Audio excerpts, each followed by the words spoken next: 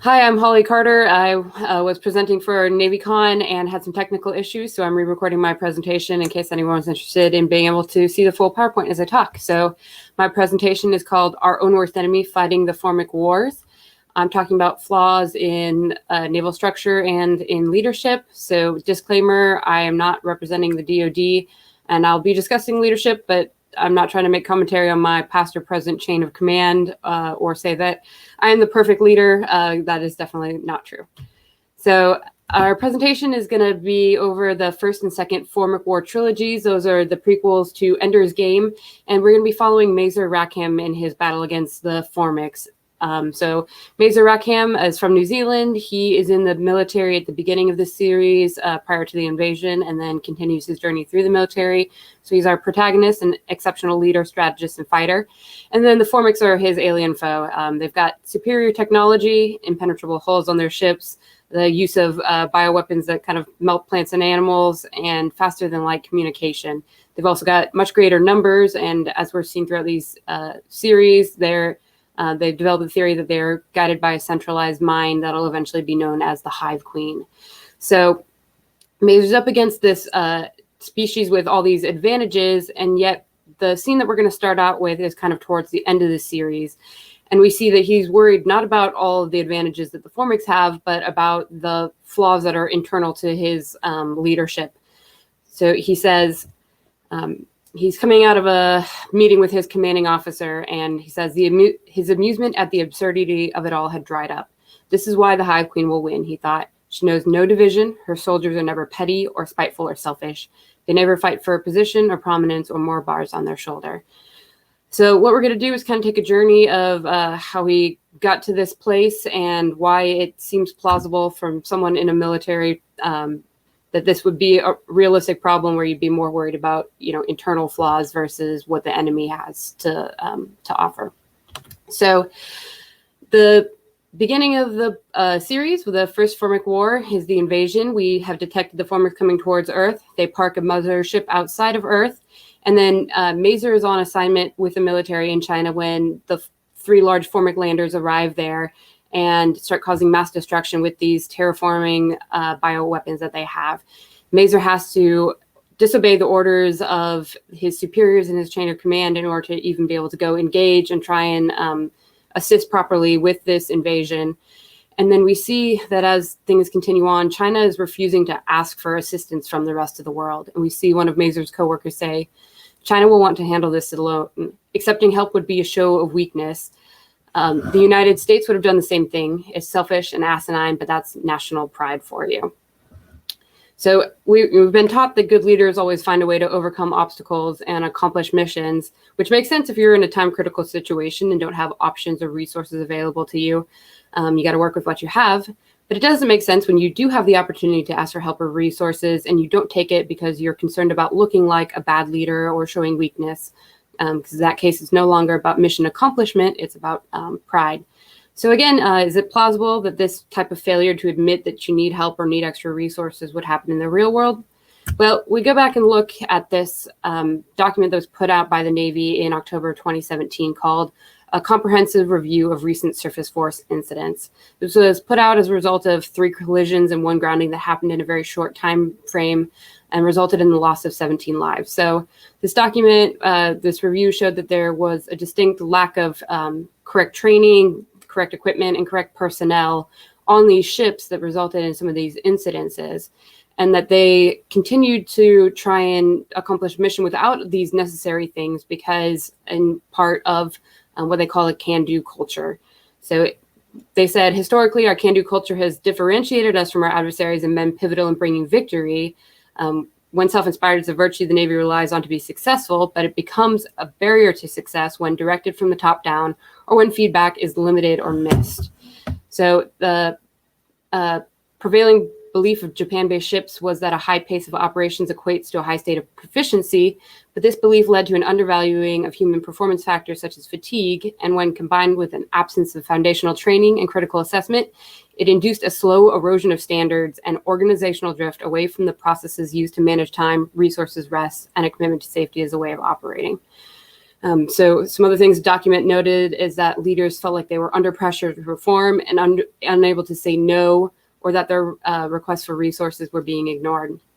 And so again, this can-do culture was kind of expected and directed from the top down, despite the lack of resources, and we kind of ignored requests for help or didn't make those requests for help or let them know that we didn't have the resources we needed.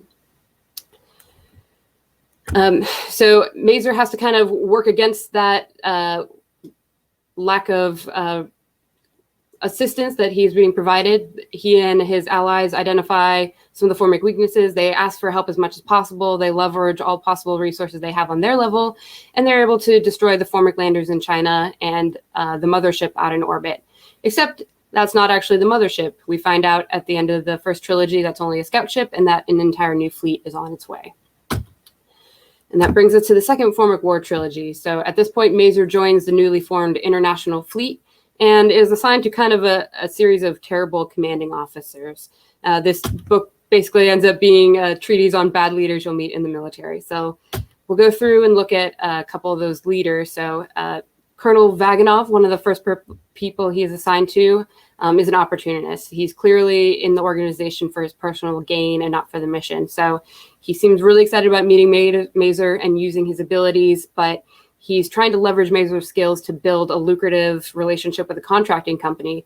And when Mazer refuses to play along, Colonel Vaganov court-martials Mazer and then is attempting to rig the legal system against him so that he can't expose Colonel Vaganov's kind of backhanded dealings. So again, Fat Leonard is a good example of where we've seen opportunists in the Navy who are willing to put their own personal gain above the mission. I'm sure lots of smaller examples of that happen in the fleet as well, that everyone's kind of familiar with. Fortunately, Mazer's able to work his way out of this bad court-martial, and he gets released back into the fleet. At that point, he's under the command of two different CEOs. So his first, Colonel Dietrich, is the commanding officer of a training station where he's assigned, calling him the authoritarian or careerist. So he sees everything in terms of how it's going to help or hurt his own authority and his own career. So he immediately dislikes Mazer just because Mazer's team was assigned to Colonel Dietrich's station against the colonel's will. Mazer eventually comes across some potentially vital intel and tries to take it to Colonel Dietrich. And instead of receiving that, Colonel Dietrich is convinced Mazer is a spy, accuses him of politics. Because he sees everything in terms of politics, he also assumes that everyone around him sees everything in political terms and is only able to think of those things in terms of personal effect. In the Navy, we are aware that the FitRep eval system, a lot of junior officers complain that it encourages that type of political leadership, promotes people who tend to think of themselves first or who are willing to check all the right boxes rather than just trying to accomplish the mission. Simultaneously, he's under the leadership of Colonel Lee, calling him the pragmatist. So he is the end justifies the means. He uses his people as tools, even if that involves driving them into the ground or treating them poorly.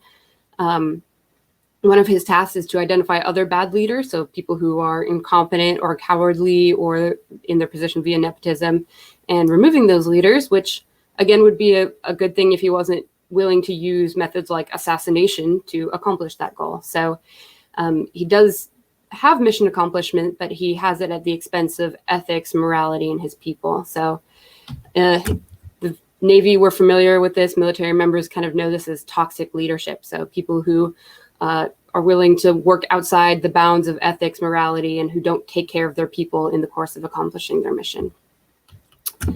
So Mazer has to continue to work against not only these bad leaders, but just general problems that we have with the bureaucracy. So we see some of the leaders suppressing the Hive Queen theory that they're working on, discouraging information sharing from the junior officers. There's political maneuvering between countries and leaders. We see procurement and contracting issues. The right tech isn't being purchased or developed, or if it is, it's not getting out to the fleet quickly enough. And so they're always kind of lacking, again, tools and resources that they need. These are familiar problems if you're in the Navy. So this is a list that I pulled from a conference I attended of about 150 officers, where we all were able to kind of write in some things that we saw as things that were holding us back in the Navy, so anchors. And then we all voted to kind of see what the most popular agreed upon problems were. And these were some of the things that came up. So we identified things like the acquisition process, bureaucracy, problems with fit reps evals, problems with inability to say no or requiring the job to get done when we don't have the proper setup for it. So again, these are all things that are not just me, but problems that are recognized by many people who are active duty. So fortunately, Mazer, in these series, we know he's going to be able to overcome all these obstacles and fight off the Formics. So we're not lucky enough in the Navy to have a distinct enemy or a clear mission end. So it can be a little bit depressing sometimes to read a book like this and kind of be reminded of all the difficulties associated with being in the military. But watching a character that you grow to love and admire have to fight against these system flaws and the bad leaders, I think can help keep us motivated to innovate and work against the bureaucracy rather than accepting the status quo. And then also to recognize leadership traits that we want to avoid, and also to encounter scenarios that kind of challenge us and help us to hone our moral sense. So hopefully we'll, by going through these scenarios, be able to develop the courage to do the right thing, even if it's hard or it comes at the expense of career or finances or pride or any of these other things. So highly recommend the Formic War series as a story to help us recognize and understand some of the things we might encounter in the real military, and to stay motivated to continue to make changes and avoid becoming our own worst enemies. So that's my presentation. Thank you for joining us.